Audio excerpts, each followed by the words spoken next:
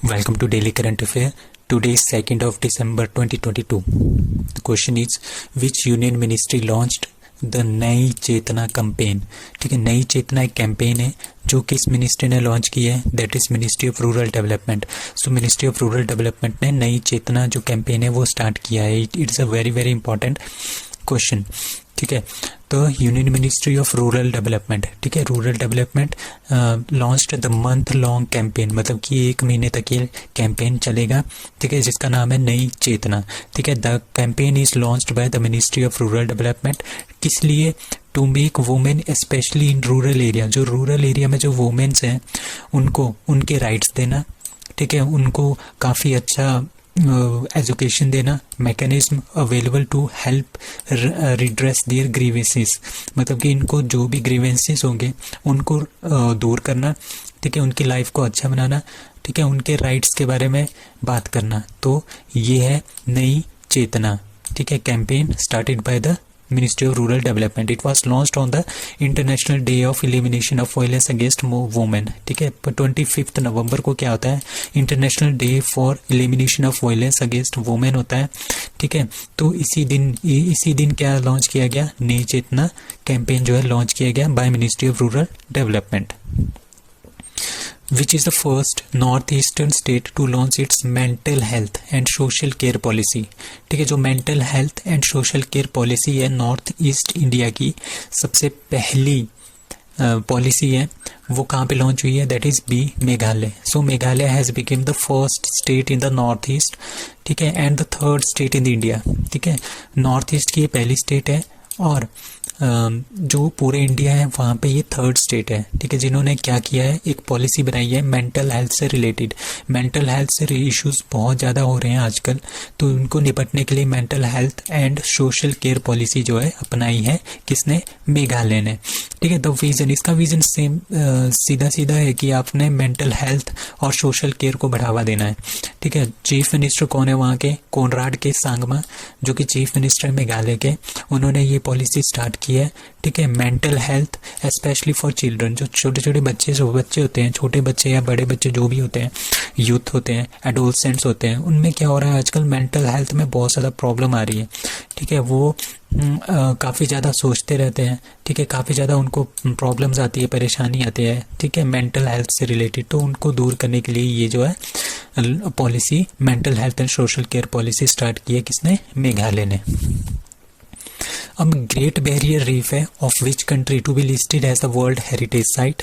That is A. अभी ये world heritage site में आई नहीं है, मतलब कि ये लिस्ट होगी.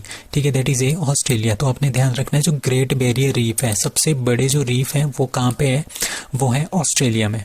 ठीक है, तो जो ये ग्रेट बैरियर रीफ है, सबसे बड़े वर्ल्ड के सबसे बड़े रीफ्स हैं, यहाँ पे ऑस्ट्रेलिया में है. तो उनको क्या कर रहे हैं? उनको वर्ल्ड हेरिटेज साइट में लाने के लिए कोशिश कर रहे हैं. ठीक है, क्योंकि ये एंडेंजर्ड साइट है, डेंजर में आ गई है, क्योंकि काफ़ी ज़्यादा पोल्यूशन हो रहा है, जिसकी वजह से जो ये कोरल रीफ्स है ना, ये बिल्कुल ख़त्म हो रहे हैं. ठीक है, इनको बचाने के लिए इसको वर्ल्ड हेरिटेज साइट में इसको डाल रहे हैं. और इसका मेन रीज़न क्या है क्यों ख़त्म हो रहे हैं? क्योंकि हमारा इकोसिस्टम चेंज हो गया है. इकोसिस्टम चेंज क्यों हुआ है? Due to climate change. ठीक है, ग्लोबल वार्मिंग की वजह से हमारे पास ये सारे प्रॉब्लम्स आ रहे हैं. FSSAI approved dash dash as food animal, that is D yak. अब FSSAI ने क्या किया? FSSAI क्या है? Food safety and standard authority of India. ठीक है, इन्होंने क्या किया? जो हिमालयन याक है ना, उनको अब फूड एनिमल में डाल दिया गया है. पहले ये फूड एनिमल में नहीं आते थे, अब इनका फूड एनिमल में इनको डाल दिया गया है. ठीक है, हिमालयन याक मतलब जो हिमालयास में होते हैं. हिमालय कहाँ पे है? अरुणाचल प्रदेश में काफ़ी पाए जाते हैं यही वाले याक. Sikkim, north Bengal, Uttarakhand, Himachal Pradesh, Manali side, Kullu, Lahaul Spiti, Kinnaur side. ठीक है, लद्दाख एंड जम्मू कश्मीर में ये पाए जाते हैं. तो इनको क्या करेंगे आप? इनका क्या करेंगे? ये हाई एल्टीट्यूड में रहते हैं. बोवीन, मतलब कि इनको बोवीन एनिमल इसलिए बोलते हैं क्योंकि इनके पास ज़्यादा दिमाग नहीं होता, उनको बोलते हैं बोवाइन एनिमल्स. ठीक है, तो into the conventional milk and meat industries. ठीक है, अब इनका यूज़ कहाँ पे किया जाएगा? कन्वेंशनल मिल्क इनसे दूध भी लिया जाएगा और मीट इंडस्ट्रीज में भी हम इसका उपयोग कर सकते हैं। ये किसने किया है? ये किया है FSSAI ने, इसको अप्रूव कर दिया है। ठीक है, नेशनल रिसर्च सेंटर जो याक का है, दिरंग वेस्ट केमांग डिस्ट्रिक्ट अरुणाचल प्रदेश ने, उन्होंने भी ये पॉलिसी जो है स्टार्ट कर दी है। ठीक है, तो FSSAI ने अप्रूव किया है किसको? हिमालयन याक को एज फूड एनिमल। अब नेक्स्ट क्वेश्चन है, Mumbai ranks dash dash in global prime cities. ठीक है, इंडेक्स बाय नाइट फ्रैंक। जो नाइट फ्रैंक है, इन्होंने क्या किया? इन्होंने एक सर्वे किया है, उसमें इन्होंने ग्लोबल प्राइम सिटीज का जो है एक रैंकिंग स्टार्ट किया है। उसमें जो मुंबई है दैट इज 22nd नंबर पे है। ठीक है, 22वें नंबर पे है। किस बेस में है? मतलब कि जो वहाँ पे रहने का लिविंग स्टैंडर्ड है ना, उसके प्राइसेस कितने हाई हो रहे हैं। ठीक है, उसके हिसाब से जो मुंबई है वो इंडिया में फर्स्ट है और ग्लोबली वो 22वें नंबर पे है। पहले इंडिया में कौन है? मुंबई पहले नंबर पे है, फिर बेंगलुरु, फिर न्यू दिल्ली। ठीक है, इसमें क्या हुआ? इंक्रीज हुआ है एनुअल प्राइसेस। ठीक है, जो रहने के जो प्रॉपर्टी कंसल्ट है, मतलब कि जो प्रॉपर्टीज है उनका प्राइसेस जो है बहुत ज़्यादा हाई हुआ है। ठीक है, अभी एक रिपोर्ट आई है कि जो यही वाली रिपोर्ट नाइट फ्रैंक की, उसमें बोला गया है कि जो दुबई है सबसे ज़्यादा जो प्राइस में इंक्रीज हुआ है वो दुबई में हुआ है 88.8%। ठीक है, पिछले साल से। तो और वेलिंगटन जो है वो सबसे कम जो प्राइस चेंज हुआ है, इंक्रीज हुआ है, वो हुआ है वेलिंगटन का, दैट इज 18%। और हमारे पास मुंबई कौन से नंबर पे है? 22nd नंबर पे है Mumbai. National Gopal Ratna award is given to, that is A Jitendra Singh. तो जितेंद्र सिंह को नेशनल गोपाल रत्न अवार्ड जो है दिया गया है।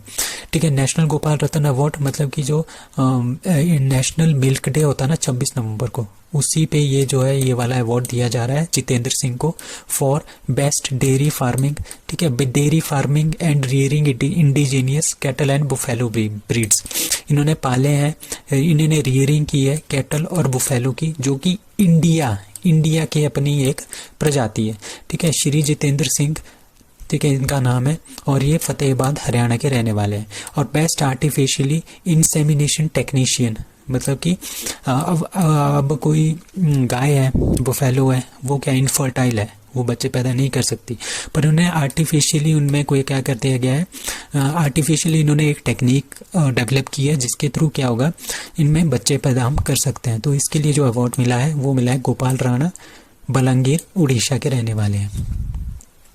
So scientists discover new species of black corals near, that is A, the Great Barrier Reef. So जो Great Barrier Reef है कहाँ पे? अभी हमने पढ़ा था ऑस्ट्रेलिया में, वहाँ पे डिस्कवर किया ऑस्ट्रेलिया ने एक न्यू स्पीसीज ब्लैक कोरल की। अब कोरल्स आपके दिमाग में आ रहा होगा, कोरल्स क्या होता है? ये जो होता है ये कोरल्स होता है। कोरल्स मतलब कि एक कोरल रीफ होता है अंडर वाटर, जो हमारे पास समुद्र होता है ना, समुद्र के नीचे का जो इकोसिस्टम होता है ये वाला, इसको बोलते हैं कोरल्स। ठीक है, ये किसकी तरह से बनते हैं? एक तरह की कॉलोनी बनती है, बहुत सारे हमारे पास कोरल रीफ्स हैं समुद्र के अंदर। ठीक है, ये कॉलोनीज बनती है। ठीक है, इसमें क्या होगा? कोरल पॉलिप्स होते हैं, ठीक है, जो कि एक दूसरे के साथ चिपके होते हैं, किसकी वजह से? कैल्शियम कार्बोनेट की वजह से। और इस coral polyps plus calcium carbonate ये मिलके क्या बनाता है? एक स्टोन की तरह एक स्ट्रक्चर बनाता है। ठीक है, उसको बोलते हैं हम, क्या बोलते हैं? Coral reefs. तो यही जो ब्लैक कोरल रीफ्स है ये कहाँ पे उनको मिले हैं? ऑस्ट्रेलिया में मिले हैं, ग्रेट बैरियर रीफ के पास मिले हैं। कहाँ पे मिले हैं? तो इन्होंने 5 न्यू स्पीसीज जो है ब्लैक कोरल रीफ्स की फाइंड की है। कहाँ पे? 2500 फीट नीचे। ठीक है, 760 मीटर नीचे समुद्र के। कहाँ पे? Great Barrier Reef and Coral Sea off coast of Australia में ये फाउंड हुआ है। ठीक है, जो ब्लैक कोरल है वो बोथ शैलो वाटर में भी ये मिलता है और डाउन जो ऊपर वाला जो वाटर होता है वहाँ पे भी मिलता है, एंड डाउन डेप्थ, बहुत ही ज़्यादा डेप्थ जो होती है 26,000 फीट तक हम इसको फाउंड कर सकते हैं। और ये जो कोरल रीफ्स है वो 4000 साल तक जीवित रह सकते हैं। World's first hydrogen run aircraft engine is tested by, that is easyJet and Rolls Royce. ठीक है, इन दोनों ने किया है, ईजीजेट और रोल्स रॉयस ने क्या किया है? इन्होंने सबसे पहला, वर्ल्ड का सबसे पहला हाइड्रोजन बेस्ड क्या बनाया है? एयरक्राफ्ट इंजन है, वो जो है टेस्ट किया है, दैट इज सक्सेसफुल, टेस्टेड भी हो गया है। तो एयरलाइन जो सर्विस सर्विसेज है वो प्रोवाइड करती है ईजीजेट, और एयरक्राफ्ट इंजन जो बनाती है उनका नाम है रोल्स रॉयस। तो इन दोनों ने मिलके ये हाइड्रोजन बेस्ड इंजन एयरक्राफ्ट बनाया है जो कि वर्ल्ड का फर्स्ट है जो कि एविएशन में यूज होगा। So that's all for today. Thank you.